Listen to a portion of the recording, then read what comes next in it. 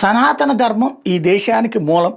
ఈ దేశ ఆదివాసుల నుండి ఈ రోజు వరకు ఒక దశ దిశ నిర్దేశం చేసి ప్రపంచంలోనే ఉత్కృష్టమైనటువంటి ధర్మంగా అద్భుతమైనటువంటి ప్రజాదరణ పొందుతున్నటువంటిది ఇక్కడే.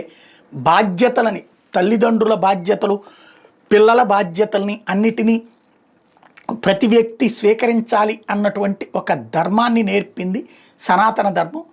అట్లాగే తరతరాలుగా ఎన్నో సవాళ్లు ఎదుర్కొంటూ కూడా నిలబడింది, నిలదొక్కుంది. ఈ ధర్మమే ఈ దేశానికి రక్ష అంటూ పవన్ కళ్యాణ్ చేసిన ప్రసంగంలో ఎక్కడ బూతుంది, ఎక్కడ తప్పు ఉంది?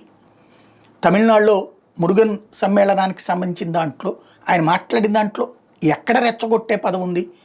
ముస్లిముల్ని అవమానించడమో, క్రైస్తవాన్ని అవమానించడం ఎక్కడో చేయలేదే. ఇప్పుడు వాళ్ళ మత ధర్మాల ప్రకారం వాళ్ళు ఏం చెప్తారు?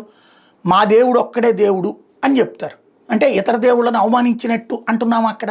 అంటలేదు కదా. వాళ్ళ అభిప్రాయం అది అంటున్నారు. అట్లాంటిది ఇక్కడ సనాతన ధర్మానికి సంబంధించినటువంటి మూలం, సనాతన ధర్మాన్ని ఆచరించే వాళ్ళ గురించి మాట్లాడితే అందులో మత వివాదాలు రెచ్చగొట్టడం అనేటటువంటి ఒక తప్పుడు కేసు పెట్టింది స్టాలిన్ సర్కార్.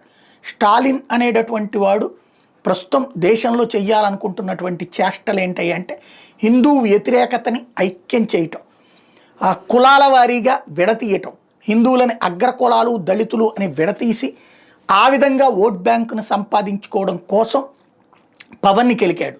పవన్ని కెలికితే ఏమవుతుందన్నది ఆంధ్రాలో చూశారు, రేపు తమిళనాడులో చూడబోతున్నారు.